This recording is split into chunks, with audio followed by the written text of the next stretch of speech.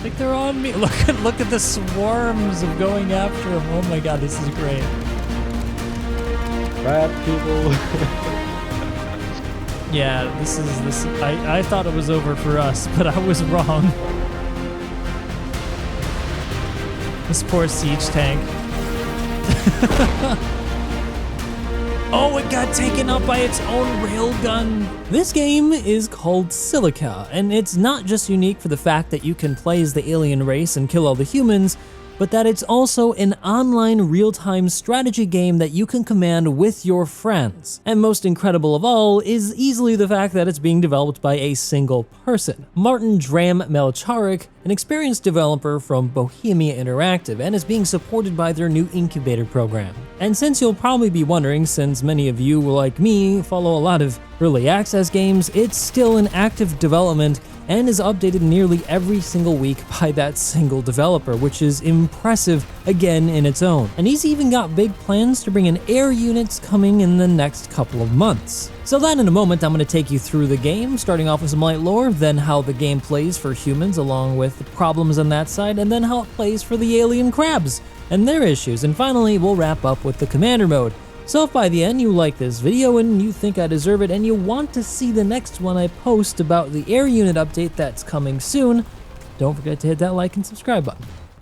So for the background of the game, it takes place in the future where humans are attempting to settle an exoplanet in the system of Alpha Centauri, but have encountered an alien race of crab-like aliens who do not like neighbors. And making matters worse is that there are not one but two factions of humans called the Sol and the Centaurus factions who are simultaneously vying for a rare new resource called Balterium located in this system. Really though, the lore is not that heavy and it doesn't really need to be because we just need a light excuse to be able to fight some alien crab creatures, right? So, and all of this is complemented by an incredible soundtrack by Scott Buckley. I mean, it really is complementary to the feeling of the game. I've got a link to his work in the description. So let's move on to the way the game works. We can play out as either a 1v1, 2v1, or a three-way between all the three factions, and it just depends on what type of game you want to set up. You can play either online or you can play offline with just AI, and either you can be the commander to direct the AI units on the ground, or you can play as one of the units themselves, and any one of these roles can be played by either a player or an NPC. As the commander, you'll issue orders to organize and collect resources, typical of any kind of RTS game, and you'll use a variety of different types of units to defend, attack, and collect those resources. Think a game like PlanetSide 2, but with a real-time strategy commander component that directly ties units together. For the humans, their supply of units is pretty cool. You get what you'd expect from a futuristic race of humans. You get big guns and big tanks, and they can quash the bug threat pretty well if you've got enough of them. Their units run the gamut of just light scout troopers to heavy commandos, and then for vehicles, you get from light scout vehicles all the way up to ultra heavy siege tanks, like the one you saw at the beginning of the video.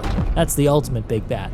You can also get some long-range units that can shoot groupings of missiles, kind of like artillery, and it looks absolutely epic at night when you have them in big swarms. And then you got the resource harvest collectors. They're these huge combine-like things that you can control as a player. It even has an interior, or let the AI take care of it themselves. And you need these resources in order to be able to build and upgrade all of your facilities so that you can get more units to defend against and then eventually attack the alien horde.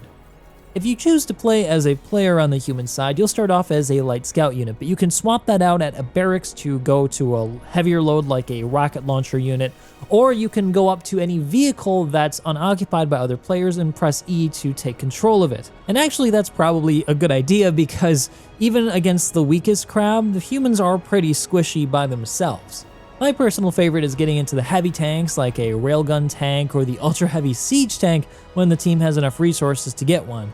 Even those though can be kind of vulnerable on their own, so it's best to go out in a group with a bunch of people or have the commander send some NPCs out with you so that you don't get flanked. Overall, it's really fun to play as the humans, but as you might have already guessed, SIlica is in early access, so it means that the experience isn't going to be flawless. The human side certainly has some issues. One of the biggest ones is just how slow and frustrating it can be as a player at times, especially when you're starting off in the game and you don't have any fast units for vehicles. You end up traversing huge distances on your own and then just get killed in an instant by a crab. And this is going to happen a lot if you are going off alone. The game does provide, though, some teleportation mechanics to help players get closer to the action, but it's not always conveniently located, and when you do transport, you end up being sometimes in the middle of the enemy team, which is not a good place to be by yourself. Which gets to one of the core issues that anybody designing an RTS/FPS game is going to have to deal with. Typically, when you get ready to fight the enemy, you gather a bunch of your units together and you attack together in a group. But when you're dealing with players controlling individual units who can get bored after long periods of doing nothing, unlike with a regular RTS where they'll just sit there, I found through the course of several games that players tend to take pretty valuable units and go off on their own, trickle feeding the enemy one by one. And while yes, you could say just tell the players not to go, it's hard to control a lot of players, especially if they're not on comms, to tell them not to go and do stuff. It's not a whole lot of fun to sit there and do nothing. I think this comes down to more of a gameplay design problem that needs to be solved by DRAM, giving players some way to get back into the action quickly so they don't get bored. One possible solution to this would be to allow commanders to assign squads of groups of different units to different players, allowing them to command that small group around, or at least allow them to follow that player around so that they never go somewhere alone. This would give players a lot more agency to get involved in fights, and at least then they wouldn't be going off on their own and trickle feeding the enemy. They could always go out and do something. One thing that might help alleviate this somewhat is the addition of air units, which are planned to come in the next month or so. This will allow players to travel large distances on their own, and will allow them to get back into the action more quickly in a unit that will be less susceptible to being picked off by a huge swarm of crabs. Additionally, there will be some troop transports for air and ground units, which will hopefully fix the issue of having to travel for long periods of time with big groups to get somewhere to do something. But I digress. What about the alien side? So the cool thing about SIlica is that you don't just get to play as the humans, but you also get to play as the defending alien race. I mean, imagine playing Starship Troopers, but you get to be the bugs. That does sound kind of fun, at least to me. And I actually think this might be the more fun side to play if you're playing as a player unit. You see, rather than having one-for-one units to the humans, their units are much more unique with a lot more exotic abilities. From the lowly crab unit, which can burrow and await the passing of an unsuspecting human player, to a lean, fast, lethal hunter unit that has tentacles that it uses to vaporize prey, to the ranged, poisonous barb-shooting scorpions, and finally to the big bad bulldozing Goliaths that are bred to take down structures. There's just a huge variety of interesting aliens you can control as a player to attack the humans. I personally love taking out hunters with a group of players to chase down straggler human units. While hunters aren't particularly tanky, they're incredibly lethal up close and they're really fast, so you can get around the sides of humans, flank them, and take them out before they even know it. Playing on the alien side as a unit also plays out quite a bit differently than on the human side. Unlike with the humans, where you actually have to walk up to something to get inside of it, as an alien, you can instantly transfer your mind to any unit you can see in visual range. You can go from a crab to scorpion to a Goliath pretty much in the blink of an eye. That means that you can jump between units in a big group in an instant to change up attacks and make really cool strategic decisions by controlling different things at different times to take down the humans in a much more clever way. There are more differences though. While humans look to collect crystal structures called Belterium, the aliens aren't concerned with that. All they want to collect is the stuff that they find in tar pits, which are biomaterial, and they use those to produce units more quickly than the humans can. Effectively then, the aliens are a swarm-type race that are most lethal in large numbers. And even the lowliest crab unit, like I said, can take down a human that's straggled off on their own. And even if it's just a tank, if the little crab can get on top of it, you could take it out by yourself eventually. But that doesn't mean that the aliens are at all overpowered. They're actually at quite a bit of a disadvantage when it comes to range. You see, all the human units usually have a pretty good range for damage. Their tanks, their railguns, or even their ground units can shoot the aliens before they get up close to them and take them out before they're able to even deal any damage. That means that the aliens have to be a lot more cunning, using flanking maneuvers with their large groups to close that mass distance through using geography like dunes to obscure their approach. They also can scale cliffside so that they can go through unexpected vectors to attack the enemy where they don't expect. This means that you gotta think pretty differently playing on the alien side, whereas on the human side, you're going together in big groups and just slowly rolling across the landscape to kill things. As the aliens, you can move quickly but have to be careful not to get yourself caught out into the open. This gets then to the core of why I think the alien side is so much more fun than the human side for me. Even the most basic unit has its own advantages to hide and attack things very sneakily.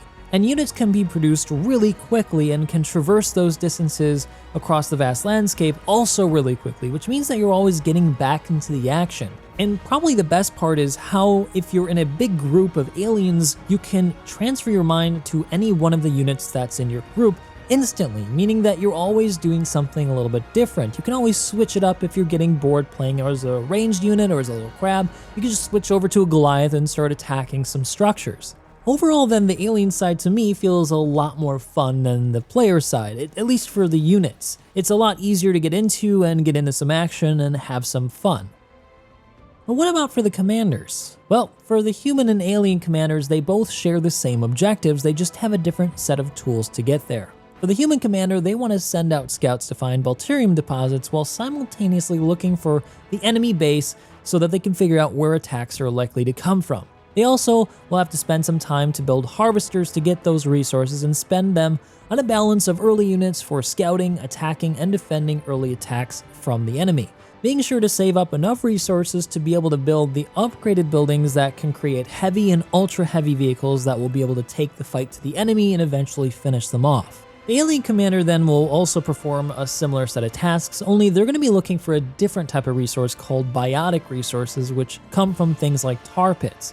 And they're going to send their little unit collectors, which in this case, instead of a big thing, is a little tiny shrimp that collects them piecemeal. As I said, both sides have a different set of tools to be able to accomplish their job. The humans are slow, plodding, and have a huge range advantage, but they are going to have some issues traversing some of the landscapes. Whereas the aliens are faster but vulnerable caught out in the open, so they're going to have to utilize different avenues of cliffs and flanking maneuvers through divots in the ground where the humans can't spot them at distance.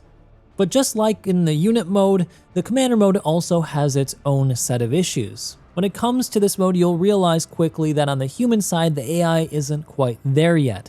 Some units tend to get stuck, especially the harvesters. They can get stuck on each other or stuck on geometry like rocks or even buildings, which can severely slow down the collection of resources early and late game if it's not micromanaged. This means that a lot of your time as a commander on the human side is spent trying to detangle harvesters, or what you end up doing is having players actually control those harvesters to prevent that from happening, which isn't a whole lot of fun for everyone. And the problem isn't limited to the harvesters, it also happens with tanks, which end up getting stuck on geometry occasionally, or on each other. They'll get tangled up and will stop moving, and you won't even realize it until half your tank force doesn't arrive where you assign them to go.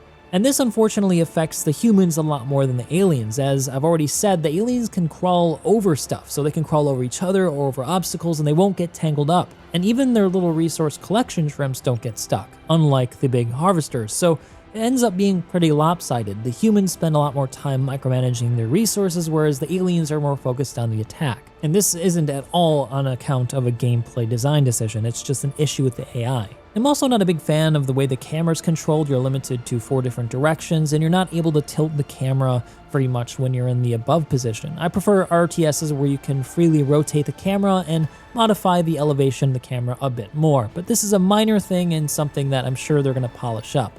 UI is also somewhat oversized, but this could also be on account of that I'm on a widescreen aspect ratio, but it still doesn't really account for the fact that they can sometimes get in the way when the UI overlays units. That can be somewhat annoying. All of this though is probably just growing pains, again for an early access game, and I'm willing to forgive a lot of this stuff because I know it's going to be tweaked and improved. After all, it's not that bad and is certainly a lot of fun and is usable, and even has some unique features. For example, you can directly control some of the units as a commander in first person at any time. It just feels like the commander mode needs a bit more work still, and once it gets there, it'll feel a lot more balanced to be a commander versus a unit. Overall then, it feels like SIlica is getting close to solving the issues associated with the RTS FPS hybrid genre. It just needs a bit more tweaking. If the passion continues the way it has, I think that the developer is going to be able to get a lot further. I hope that they succeed in this, and I'll be sure to continue checking up on it as more updates roll out, especially with that new update that's going to bring in some air units. What do you guys think? Have you had a chance to try SIlica? And if you have, Let me know what your thoughts are down below. SIlica is available right now for 20 bucks on Steam if you're interested, so hit it up with a group of friends if you want to try it. I've been Morphologist, and if you like this video, you know what to do. See you in the next one.